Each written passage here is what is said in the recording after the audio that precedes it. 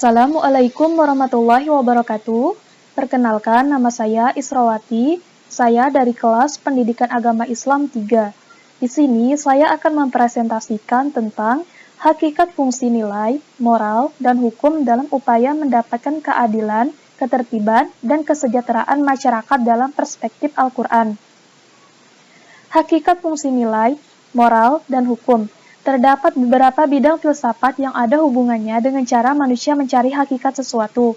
Satu di antaranya adalah aksiologi atau filsafat nilai yang mempunyai dua kajian utama, yakni estetika dan etika. Keduanya berbeda, karena estetika berhubungan dengan keindahan, sedangkan etika berhubungan dengan baik dan salah. Namun, karena manusia selalu berhubungan dengan masalah keindahan, baik dan buruk, bahkan dengan persoalan-persoalan layak atau tidaknya sesuatu, maka pembahasan etika dan estetika jauh melangkah ke depan meningkatkan kemampuannya untuk mengkaji persoalan nilai dan moral tersebut. Pengertian nilai, moral, dan hukum. Nilai dapat diartikan sebagai sifat atau kualitas dari sesuatu yang bermanfaat, berharga bagi kehidupan manusia, baik lahir maupun batin. Bagi manusia, nilai dijadikan sebagai landasan, alasan, atau motivasi dalam bersikap dan bertingkah laku, baik disadari maupun tidak. Nilai berfungsi sebagai daya dorong dan manusia adalah pendukung nilai. Manusia bertindak berdasar dan didorong oleh nilai yang diyakininya, misalnya nilai ketakwaan. Moral dalam bahasa Indonesia. Kata moral berarti akhlak atau bahasa Arab atau kesusilaan yang mengandung makna tata tertib batin atau tata tertib hati nurani yang menjadi pembimbing tingkah laku batin dalam hidup. Moral juga diartikan sebagai perbuatan atau tingkah laku seseorang dalam berinteraksi dengan manusia. Apabila yang dilakukan seseorang itu sesuai dengan nilai rasa yang berlaku di masyarakat tersebut dan dapat diterima serta menyenangkan di lingkungan masyarakatnya, maka orang itu dinilai mempunyai moral yang baik. Begitu juga sebaliknya.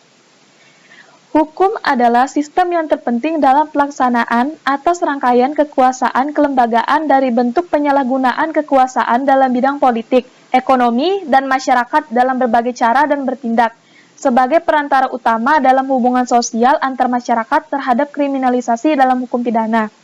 Hukum biasanya dibuat sengaja oleh lembaga-lembaga untuk menciptakan keserasian antar masyarakat. Bertens menyebutkan ada 3 jenis makna etika. Yang pertama, etika berarti nilai-nilai atau norma-norma yang menjadi pegangan bagi seseorang atau kelompok dalam mengatur tingkah lakunya. Yang kedua, etika berarti kumpulan asas atau nilai moral. Yang ketiga, etika berarti ilmu tentang baik buruk. Beberapa pendapat tentang pengertian dan nilai dapat diartikan sebagai berikut. Menurut Bambang Darwoeso, nilai adalah suatu kualitas atau penghargaan terhadap sesuatu yang menjadi dasar pada tingkah laku seseorang. Norma sebagai perwujudan dari nilai. Nilai penting bagi kehidupan manusia, sebab nilai bersifat normatif dan menjadi motivator tindakan manusia. Namun demikian, nilai belum dapat berfungsi secara praktis sebagai penuntun perilaku manusia itu sendiri, sehingga munculnya norma yang merupakan konkretisasi dari nilai yang merupakan sebagai perwujudan dari nilai itu sendiri. Norma-norma yang berlaku di masyarakat ada 4. Yang pertama, norma agama. Kedua, norma kesusilaan atau moral. Yang ketiga, norma kesopanan. Dan keempat, norma hukum. Hukum sebagai norma. Hukum pada dasarnya adalah bagian dari norma, yaitu norma hukum. Jadi, jika berbicara mengenai hukum adalah norma hukum. Hukum sebagai norma berbeda dengan ketiga norma sebelumnya. Perbedaannya dimaksud, diantaranya, norma hukum datangnya dari luar diri kita sendiri, yaitu dari kekuasaan atau lembaga yang resmi dan berwenang.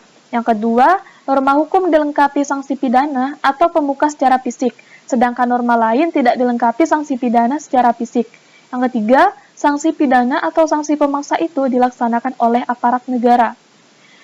Keadilan, ketertiban, dan kesejahteraan. Keadilan berasal dari bahasa Arab yang artinya tengah. Menurut Aristoteles menyebutkan 3 macam keadilan. Yang pertama, keadilan komutatif adalah keadilan yang memberikan kepada setiap orang yang sama banyaknya. Yang kedua, keadilan distributif adalah keadilan yang memberikan hak atau jatah yang berdasarkan perbandingannya.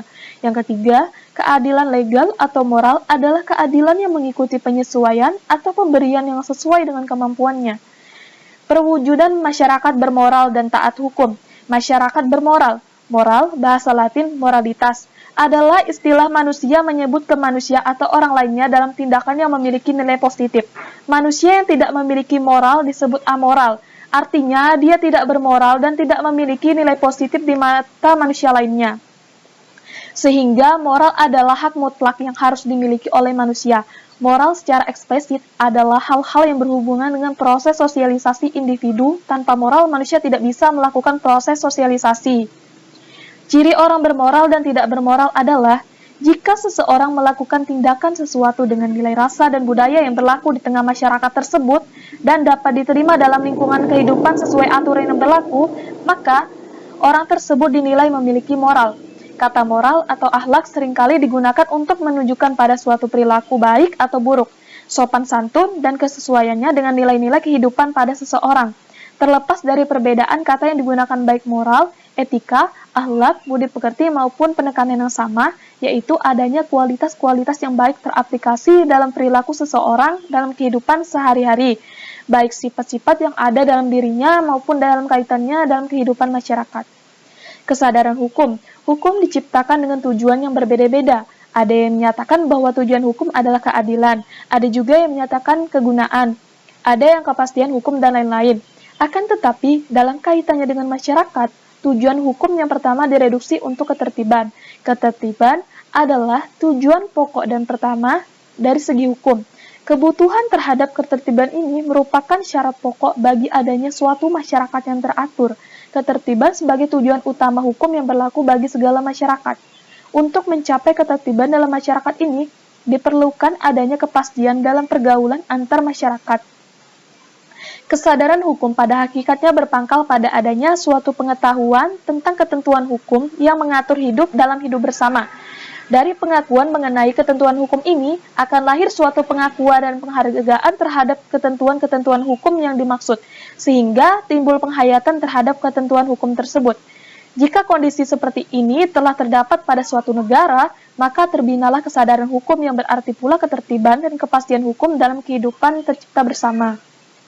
Problematika nilai, moral, dan hukum. Norma hukum merupakan perwujudan dari nilai, di mana terdapat perbedaan antara norma moral dengan norma hukum, yaitu norma hukum berdasarkan yuridis dan konsensus, sedangkan moral berdasarkan hukum alam. Norma hukum bersifat heteronomi, yaitu yang datang dari luar, sedangkan moral datang dari dalam. Norma hukum dilaksanakan secara lahirlah, sedangkan moral tidak dapat dipaksakan. Secara ideal, seharusnya manusia taat pada norma moral dan hukum yang tumbuh dan tercipta dalam hidup sebagai upaya mewujudkan kehidupan yang damai, aman, dan sejahtera. Namun, dalam kenyataannya terjadi berbagai pelanggaran, baik terhadap norma moral maupun norma hukum. Pelanggaran norma moral merupakan suatu pelanggaran etik, sedangkan pelanggaran terhadap norma hukum merupakan suatu pelanggaran hukum. Problematika pembinaan nilai moral. Beberapa pengaruh nilai dalam kehidupan sehari-hari.